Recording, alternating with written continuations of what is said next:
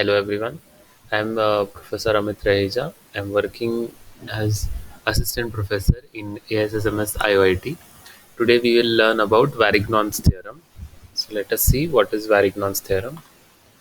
Now, before learning about Varignon's theorem, let us see what is the definition of a force, different characteristics of a force, moment of a force.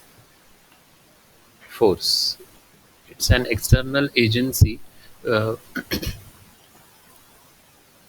It's an external agency which changes or tends to change the state of rest or uniform motion of a body upon which it acts. The force it is basically an external agency which is applied on the object to to change the state of rest or uniform motion of the body. Over here you can see two boys, they are applying force on this object. So the nature of the push or pull is seen by applying force on this object, whereas over here you can see the different types of forces. Friction force, when you are moving down the slope. Over here the example of a person skiing is shown, he is moving down. Next is the gravity force, which is acting in the downward direction. A person who's falling from the plane is acted upon by gravity force. Now, over here, similar type of example you can see, he is applying force on this trolley to push it in the forward direction. Then this is the drag force, when the person he is flying, he is coming down from the plane, and when he will open the parachute, then a drag force is acting on the due to opening the parachute, and the person will move in the opposite direction of motion. So that is drag force.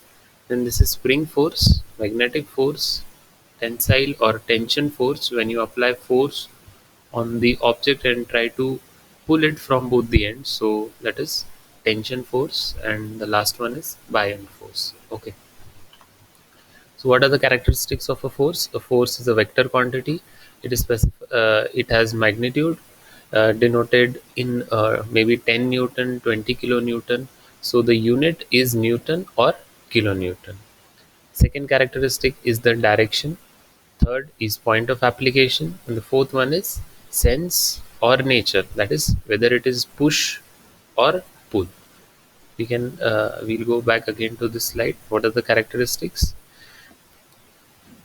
Direction, it is going in the forward direction. Okay. Magnitude, he'll be applying some force on this object to move this object in the forward direction. So magnitude, direction. Point of application is this, he is applying the force at the top of the trolley. Next is sense or nature, so he is basically pushing this trolley. Over here you can see he is pushing the box and he is pulling the box, but the box is moving the same direction. Okay. Then effects of force, it may change the motion of the body, it may retard the motion of the body, it may retard the forces already acting on the body, thus bringing it to rest or equilibrium. It may give rise to internal stresses in the body on which it acts. This is the system of the forces. So force, it can be classified into coplanar forces acting in the same plane. Okay. Non-coplanar forces acting in different planes. So under coplanar you have concurrent force system. So this is the coplanar concurrent force system. All the forces, they are passing through a single point. Then collinear, passing through a single point, but again they are acting in the, or they are having the same line of action. Then you have parallel forces. So over here you can see two examples have been shown. All these forces, they are acting in the same plane. So coplanar forces, these are like parallel, they are acting in the same direction. These are unlike parallel. Okay. And this is the coplanar non-concurrent force system or the general force system. Coplanar non-collinear force system. Then what is movement? Movement is basically the rotational effect of a force that is movement of a force. So over here you can see, in this example, to rotate this nut or to unwind it, we are applying this spanner and we are applying the force in the downward direction. So this is the line of action of the force. Okay, this nut being fixed at a point will not rotate.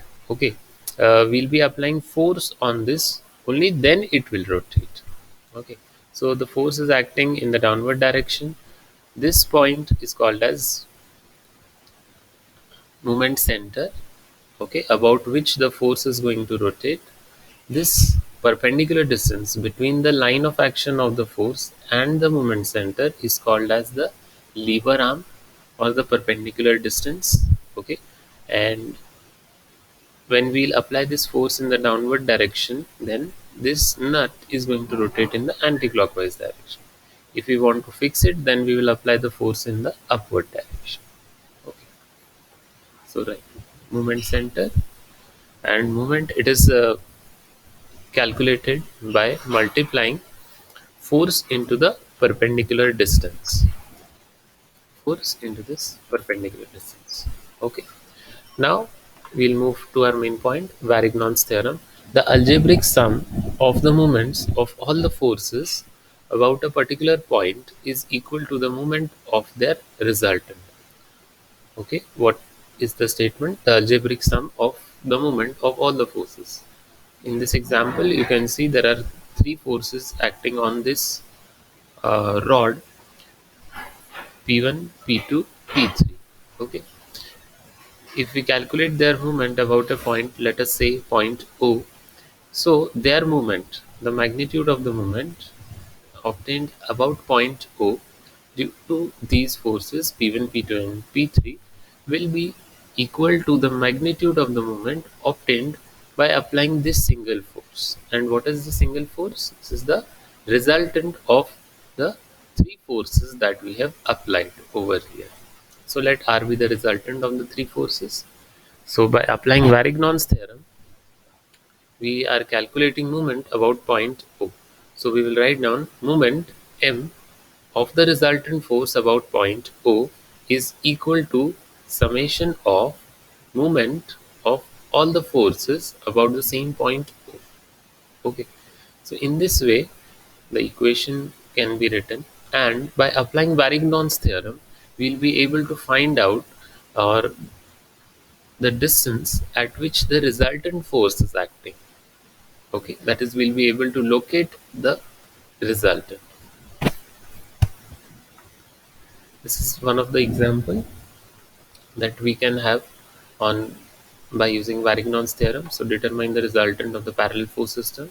So these are the forces: 200 Newton, 500 Newton, 350 Newton, 150 Newton, 200 Newton. In this example, you can see all the forces, they are parallel to each other. They are unlike parallel, so this becomes a coplanar unlike parallel system of forces. So in this way, we will calculate the resultant summation in the y direction, as all the forces, they are acting in the vertical direction. So minus 200 plus 500 minus 350 plus 150 plus 200 gives us the resultant as 300 Newton acting in the upward direction. Okay, as we got it positive, so we will, as per our assumption, it is acting in the upward direction.